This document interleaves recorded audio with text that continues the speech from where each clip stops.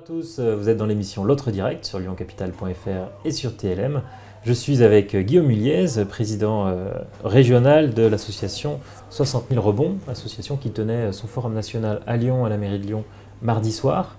Alors, ce rendez-vous était pris de longue date, et il y a eu une actualité quand même assez particulière. J'imagine que tenir votre forum mardi, dernier jour du deuil national à Lyon, ça n'a pas été simple et ça a amené à changer un peu le programme. Bonjour Raphaël, en effet ça faisait depuis longtemps qu'on le préparait, c'était quelque chose pour nous très important et heureusement on était accueillis par l'hôtel de ville. Donc l'hôtel de ville à la fois est relativement bien organisé, n'y rentre pas qui veut, et par ailleurs la volonté de M. Kimmelfeld de bien maintenir le deuil. Bien sûr on l'a tous fait, j'en ai fait partie aussi, j'ai d'ailleurs des amis une amie d'un de mes très bons amis, une fille d'un de mes très bons amis qui est décédée.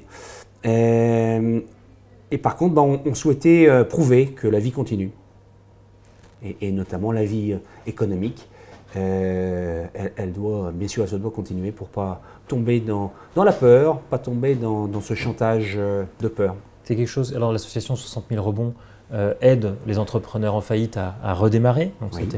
Vous étiez là pour rechercher aussi des bénévoles, des entrepreneurs qui vont accompagner d'autres entrepreneurs.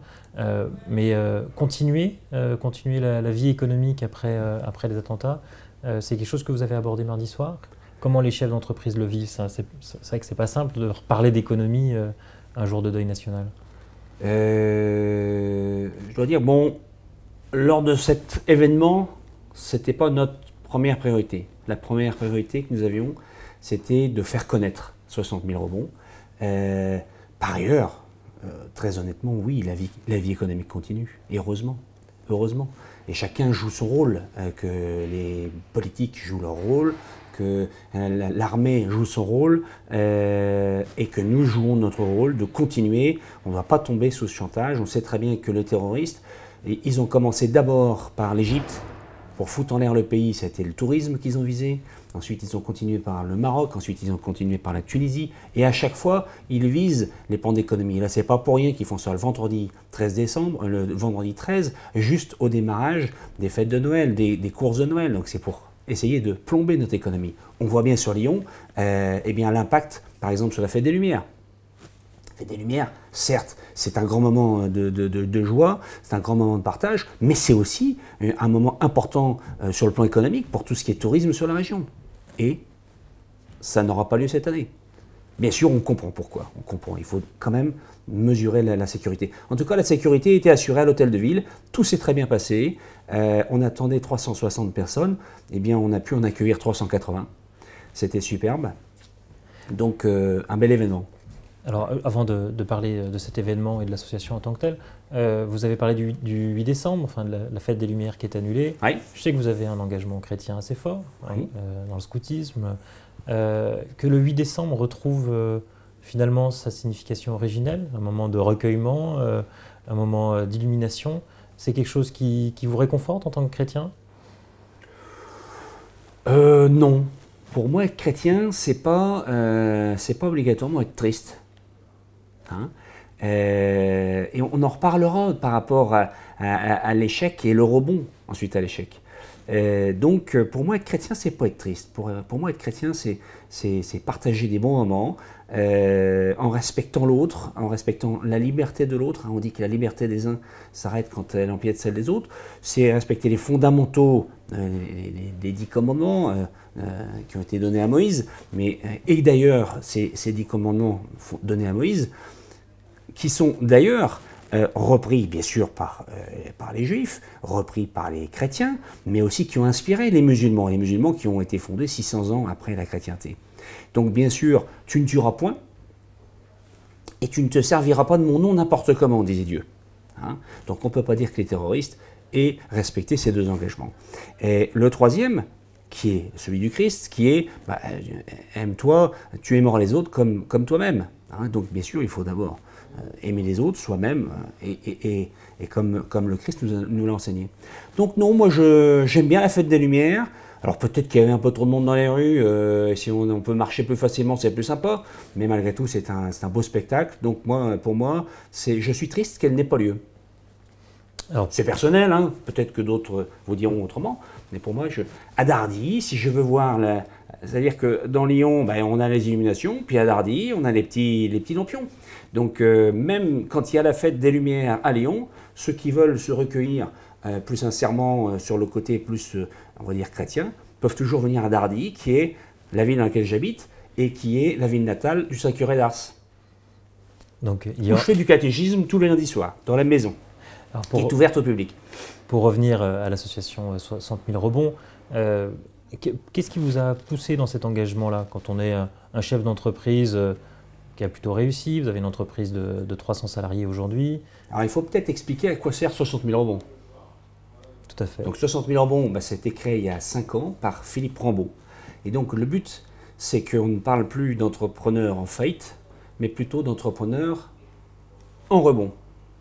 C'est-à-dire qu'une fois que notre intervention, le domaine d'intervention de l'association, 60 000 rebonds, c'est après que l'entreprise ait été liquidée, c'est d'accompagner l'homme, la femme, qui est meurtri, blessé. Hein, l'homme, la femme qui a pendant 10 ans, 20 ans, 30 ans construit son entreprise, construit sa maison, construit sa famille, et qui,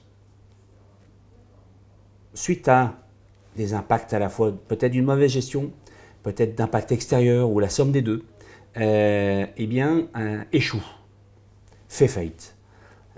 Et donc, apparaît cette faillite, il y a comme un boxeur out. C'est-à-dire que pour 85% d'entre eux, ils rentrent le matin au tribunal de commerce en disant « j'ai un problème », et ils en sortent le soir où ils ont perdu leur entreprise, ils ont perdu souvent leur maison, quand elle était en caution personnelle, et régulièrement, dans un pourcentage important, ils perdent leur conjoint, hein, qui ne supporte pas la transformation de la personne en réussite vers la personne qui est complètement à terre. Et donc le but de l'association, c'est de tendre la main, c'est de créer une solidarité, à la fois entre ces personnes entre elles, pour éliminer cette notion qu'on peut avoir dans cette situation de grande honte. Et leur permettre de rebondir et de repartir vers une nouvelle entreprise. Et les aider à se reconstruire. Guillaume Mulliez, on va poursuivre cet entretien sur le site internet de Lyon Capital. D'accord. Mais déjà dire au revoir aux téléspectateurs de TLM. Alors, Guillaume Mulliez, toujours invité de l'autre direct. Est-ce que ces entrepreneurs qui échouent une première fois ou une deuxième fois, c'est à votre sens un réservoir de création d'entreprises qu'on néglige en France? Ce qui est le plus compliqué dans l'entreprise, c'est de trouver des entrepreneurs. Là, vous en avez 60 000 qui ont déjà entrepris, qui ont appris un certain nombre de choses, peut-être pas tout. Et ces entrepreneurs, eh bien, on peut les aider à redevenir de meilleurs entrepreneurs. 60 000, c'est 60 000 faillites annuelles. Alors 60 000, c'est en effet 60 000 faillites annuelles sur le plan national. D'ailleurs, cette année, c'est 63 000. Alors, comment on s'y prend? Eh bien d'abord, c'est aider l'homme, la femme, à retrouver confiance en elle, à faire le deuil de ce qu'elle a perdu, et pour pouvoir tourner la page vers autre chose. Et c'est un travail qui est fait par des coachs professionnels qui interviennent bénévolement pour l'association, mais qui sont des grands coachs professionnels et qui accorderont 7 séances de 2h30 à la personne pour comprendre dans cette courbe de deuil qu'est-ce qu'elles ont mal fait. Parce que quand elles arrivent, il y a une grande colère, c'est injuste. C'est mon client ne m'a pas payé, mon banquier m'a planté, etc., etc. Et puis ensuite, c'est amener la personne à comprendre que dans le fait que ce client qui représentait 30% du chiffre, qui n'a pas payé, qui a donc planté la boîte, mais au départ, c'est parce que je n'aurais pas jamais dû accepter de me mettre à ce niveau de risque, de dépendre à tel niveau d'un seul client. Donc il y a bien un élément de gestion et un élément d'intervention externe. Et souvent, on retrouve les deux. Et donc, ça va les amener à grandir. Et puis ensuite, eh bien, à travailler, savoir est-ce que j'étais fait ou pas pour être entrepreneur.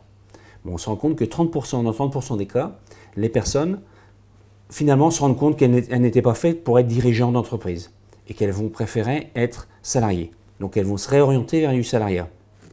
À partir de ce moment-là, il faut qu'elles apprennent à refaire un CV.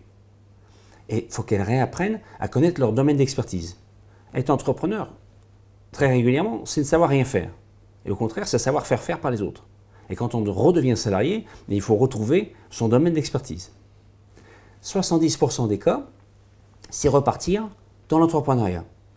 Alors ce qui est exceptionnel dans cette association, c'est que, et donc pour l'entrepreneuriat, l'avantage c'est d'être accompagné, d'être coaché par d'autres dirigeants, d'autres entrepreneurs qui deviennent des parrains et qui viennent consacrer du temps et leur réseau pour aider l'entrepreneur en rebond à rebondir en se reconstituant en réseau. Parce que celui qui a fait une faillite perd tout son réseau aussi.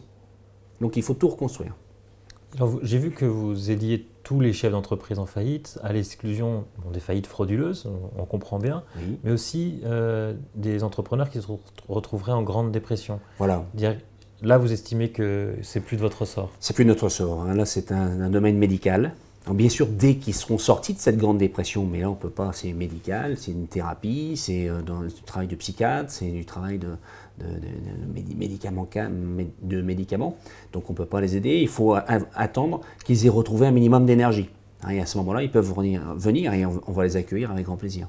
Mais j'imagine que la dépression est assez fréquente chez les chefs d'entreprise qui ont fait faillite. Des déprimes tout le temps.